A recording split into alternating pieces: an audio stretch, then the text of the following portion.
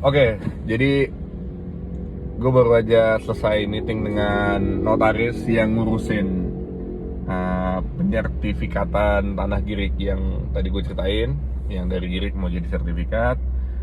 Tadi gue juga udah minta izin ke notarisnya supaya muncul di kamera, supaya bisa gue interview, supaya teman-teman tahu tuh sebenarnya apa sih yang terjadi. Cuman beliau kurang bersedia karena ternyata ada kode etik notaris yang tidak memungkinkan beliau untuk direkam.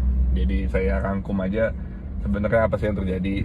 Karena satu alasan yang kita nggak tahu alasannya apa, notarisnya nggak tahu alasannya apa, sang pejabat yang menjadi saksi untuk terciptanya proses jual beli tanah Girik agar menjadi sertifikat, yaitu kepala desa. Mereka tuh cuma jadi saksi doang di lembar AJB-nya dan tanda tangan mengakui bahwa oh ya ini sah terjadi. Nah, mereka tidak mau menandatangani, alasannya nggak jelas, nggak tahu kenapa. Jadi akhirnya notarisnya nyerah, prosesnya udah 1 tahun. Selama 1 tahun itu dia nggak mau tanda tangan dan nggak ngasih tahu alasannya kenapa. Jadi akhirnya berkasnya dikembalikan lagi ke saya harus ngurusin dari awal lagi. Dan ada beberapa biaya yang hangus, seperti biaya PPAT-nya dan biaya saksi. Nilainya ya belasan juta rupiah, dan itu hilang. Dan saya harus mulai semuanya dari awal lagi. Jadi di minggu depan ini mungkin saya akan menghadap ke kantor pejabat tersebut untuk mengklarifikasi dan nanya kenapa nggak mau tanda tangan udah 1 tahun gitu kan. Kita sebagai warga harusnya kan dilayani, ini kan bagian dari pelayanan masyarakat.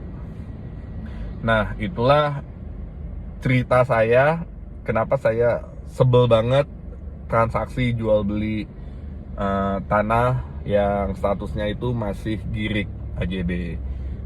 Kalau misalnya SHM sebenarnya prosesnya itu 1-2 bulan tuh kelar dan aman.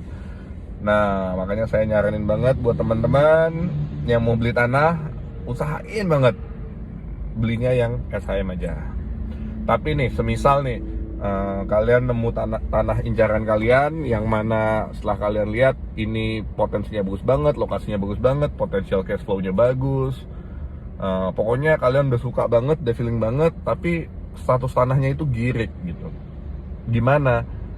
Kalau misalnya emang kalian yakin itu, ya udah tetap aja kalian beli, kalian transaksi. Namun ada beberapa hal yang harus kalian perhatikan supaya kejadian-kejadian yang seperti yang saya alami ini nggak muncul di kalian. Karena memang sebenarnya ya normalnya transaksi secara Girik itu sebenarnya harusnya nggak ada masalah. Cuman karena terlalu banyak komponen di dalamnya dan terlalu banyak orang yang terlibat di dalamnya agar proses transaksinya itu berhasil, maka potensi terjadinya kendala itu jadi lebih banyak. Ya, jadi kalau misalnya kalian akhirnya memutuskan oke deh mau beli Girik, yang pertama kalian harus perhatikan adalah kalian harus cross check dulu. Kalian tanya ke penjualnya, Pak, saya minta Bapak urusin dokumen-dokumen pendukung yang dari sisi penjual, yaitu seperti sporadik, bukti bahwa dia adalah penguasa lahannya, dan keterangan tidak sengketa itu harus si penjual yang ngurusin semuanya. Kamu sebagai pembeli harus terima jadi.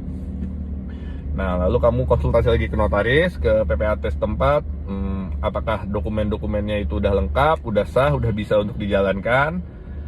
Kalau misalnya udah oke, satu PR terakhir adalah kalian coba cari tahu, karena ini masih tanahnya Girik, maka pejabat yang berwenang, yaitu desa, kepala desa atau lurah, dia secara perundang-undangan wajib menandatangani sebagai saksi. Kalian harus mencari tahu dulu apakah pejabat tersebut orang yang oke, yang komit, yang mau melayani masyarakatnya dengan baik, ikhlas dan benar, atau seseorang yang memiliki agenda tertentu dalam hal jual beli tanah Girik. Karena kalau enggak, kalian mungkin satu aja miss itu akan membuat kalian tuh rugi, bisa rugi waktu, uang, tenaga, energi, segala macam. Jadi kalau bisa kalian bisa pastikan semuanya lancar, aman, dan semua dokumen lengkap, dan pejabat berwenangnya kalian bisa pegang, ya udah lakukan aja. Karena kalian bisa mendapatkan tanah dengan harga yang bagus. Karena seperti yang tadi saya bilang, emang pada dasarnya Girik sudah pasti lebih murah daripada SAM. Namun selalu ada resiko yang timbul apabila kalian membeli tanah Girik. Dan kejadian ini banyak banget, sering banget terjadi di Indonesia, di Republik kita ini. Nah, nggak cuma di saya doang, kalian coba tanya teman-teman, pasti banyak yang mengalami hal-hal yang serupa dalam transaksi jual beli tanah Girik. Oke, segitu aja. See you di video selanjutnya. Bye bye.